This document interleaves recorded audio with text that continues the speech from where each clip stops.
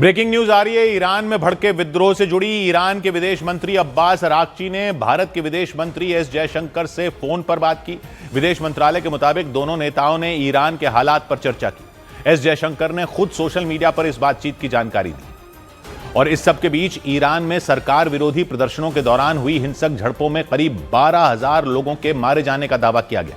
यह दावा ब्रिटेन से चलाई जा रही ईरान इंटरनेशनल नाम की वेबसाइट की एक रिपोर्ट में किया गया और उस रिपोर्ट के मुताबिक बीते 2 हफ्तों से चल रहे प्रदर्शन के दौरान ईरान में 12,000 लोगों की जान चली गई। इसे ईरान के इतिहास के सबसे बड़े नरसंहारों में एक बताया गया। वहां हिंसक प्रदर्शनों की शुरुआत तब हुई जब महंगाई से परेशान हजारों लोग सड़कों पर उतरे। 28 दिसंबर को ईरान की राजधानी तेहरान से शुरू हुआ प्रदर्शन आंधी की तरह पूरे ईरान में फैल गया। सड़कों और गलियों में प्रदर्शनकारियों की भीड़ जुटने लग गई। हर तरफ उनका ही कब्जा दिखाई दिया।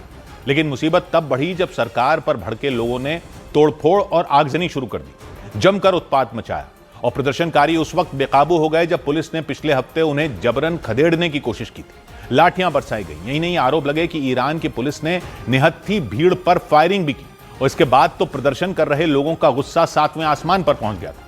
उन्होंने ईरान की सरकारी इमारतों पर भी हमले शुरू कर दिए थे। ईरान की सरकार ने इस प्रदर्शन को विदेशी साजिश बताते हुए प्रदर्शनकारियों पर सख्ती के आदेश दिए थे। दावा है कि इसी के बाद वहां की पुलिस ने प्रदर्शनकारियों पर गोलियां बरसा दी थी। ईरान इंटरनेशनल नाम की वेबसाइट के मुताबिक फायरिंग की सबसे ज्यादा घटनाएं 8 और 9 जनवरी को हुई थी।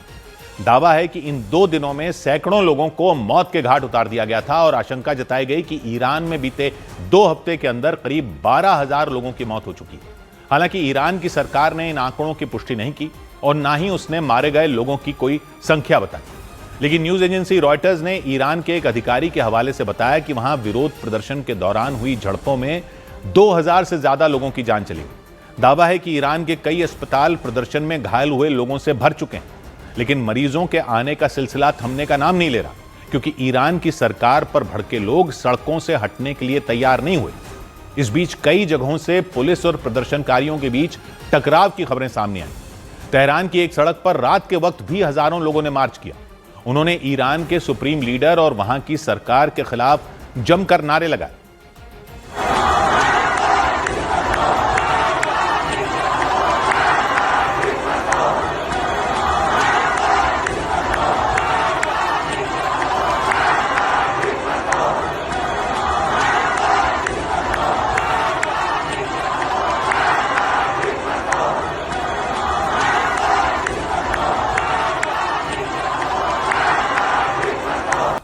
जिस सड़क पर मार्च निकाला गया उस पर सिर्फ और सिर्फ प्रदर्शनकारियों की ही भीड़ नजर आई, जबकि उस रास्ते की बिजली पहले ही काट दी गई थी। लेकिन प्रदर्शनकारियों पर इसका कोई असर नहीं हुआ। महंगाई से परेशान वो लोग अपनी मांगों को लेकर अड़े रहे। इस बीच अमेरिकी राष्ट्रपति डोनाल्ड ट्रंप ने एक बार फिर ईरान में प्रदर्शन कर रहे लोगों का समर्थन किया और उनसे अपील कर दी कि वो सड़कों पर डटे रहें। इतना ही नहीं, ट्रंप ने ईरान में सरकार के खिलाफ उतरे लोगों को देशभक्त बताया और उन्हें सरकारी इमारतों और दफ्तरों पर कब्जा करने की सलाह दी।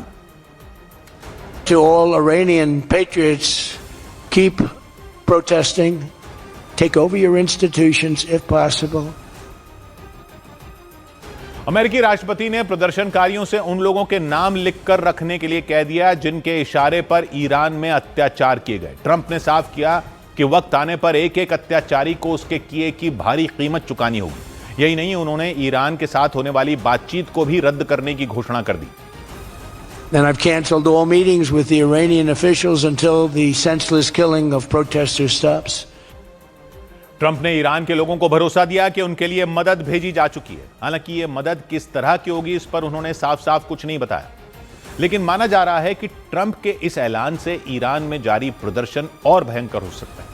हालांकि सरकार विरोधी आंदोलनों के बीच ईरान में सरकार का समर्थन करने वाले लोगों का सैलाब भी सड़कों पर नजर आया और उन्होंने अपने देश में छिड़े बवाल के लिए सीधे सीधे अमेरिका और उसके सहयोगी इजराइल को जिम्मेदार बताया।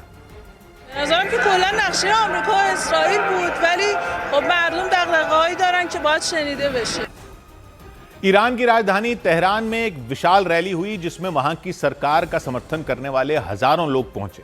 उनके हाथों में अपने देश के झंडे दिखाई दिए। रैली में शामिल लोगों ने 2 हफ्ते से चल रहे बवाल के पीछे विदेशी साजिश होने की आशंका जताई, लेकिन उन्होंने ये साफ किया कि महंगाई की मार झेल रहे लोगों की भी मांग सुनी जानी चाहिए। به اقتصاد و مسائل اقتصادی حتما جوابگو باشن، با مردم صحبت کنن و صادقانه بهشون پاسخ بدن.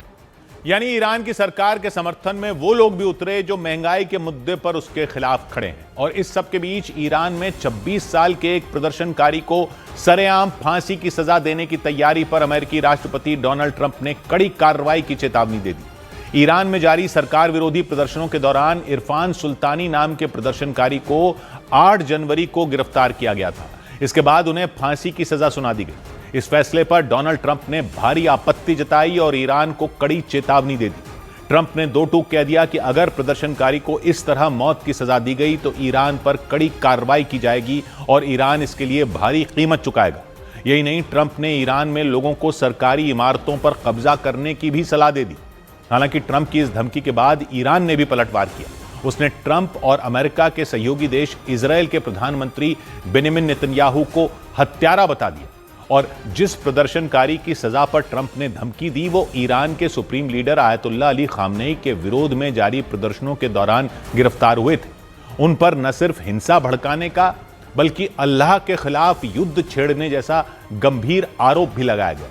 ये ईरान के कानून में सबसे गंभीर अपराधों में एक है। इसकी सजा फांसी होती है। यही नहीं, पश्चिमी मीडिया ने दावा किया कि इरफान सुल्तानी को अपने बचाव में कुछ भी कहने का मौका नहीं दिया गया और गिरफ्तारी के 1 हफ्ते के अंदर ही उन्हें फांसी की सजा सुना दी गई। और माना जा रहा है कि इरफान सुल्तानी को फांसी की सजा का ऐलान कर ईरान में नजीर पेश करने की कोशिश की गई ताकि दूसरे प्रदर्शनकारियों में डर का माहौल बन जाए। इस बीच ईरान में जारी बवाल को देखते हुए भारत ने अपने नागरिकों के लिए एक एडवाइजरी जारी की। इसके तहत ईरान में रहने वाले भारतीयों को सलाह दी गई कि वो जल्द से जल्द वहां से निकल जाएं। केंद्र सरकार ने भारतीय नागरिकों को नसीहत दी कि वो ईरान में बेहद सावधान रहें और विरोध प्रदर्शन या भीड़ भाड़ वाली जगहों से दूर रहें। लोगों से अपील की गई कि वो ईरान में मौजूद भारतीय दूतावास के संपर्क में रहें। इधर ईरान में जारी प्रदर्शनों के बीच बड़ी संख्या में स्टारलिंक सैटेलाइट इंटरनेट के उपकरण जब्त किए जाने की खबर सामने आई। स्टारलिंक अमेरिकी कारोबारी इलॉन मस्क की कंपनी है जो सैटेलाइट के जरिए हाई स्पीड इंटरनेट उपलब्ध कराती है और वो भी बिना तारों के। लेकिन इस कंपनी के उपकरण जब्त किए जाने की खबर ने ईरान की सुरक्षा एजेंसियों के होश उड़ा दी। ऐसा इसलिए क्योंकि ईरान में पिछले कई दिन से जारी प्रदर्शनों को देखते हुए वहां की सरकार ने पहले से ही इंटरनेट सेवाएं बंद कर दी थी ताकि वहां की तस्वीरें बाकी दुनिया तक न पहुंच सकें और ना ही इस आंदोलन को इंटरनेट से हवा मिल सके। लेकिन इस बीच वहां के एक इलाके से स्टारलिंक सैटेलाइट इंटरनेट के उपकरणों की बड़ी खेप बरामद की गई। इसका मतलब हुआ कि ये उपकरण लोगों के इस्तेमाल के लिए भेजे जा रहे थे। और इस बीच अमेरिकी न्यूज चैनल CNN की एक रिपोर्ट ने ईरान की सरकार को और मुश्किल में डाल दिया। उस रिपोर्ट के मुताबिक इलॉन मस्क की कंपनी स्टारलिंक ने ईरान में सैटेलाइट इंटरनेट सेवाओं को फ्री कर दिया। यही नहीं, सब्सक्रिप्शन फीस भी माफ कर दी। और तो और पैसा ना दे पाने की वजह से ईरान में जिन लोगों के स्टारलिंक अकाउंट बंद हो गए थे वो भी एक्टिव कर दिए गए। यानी स्टारलिंक ने ईरान में लोगों तक इंटरनेट पहुंचाने में कोई कसर नहीं छोड़ी।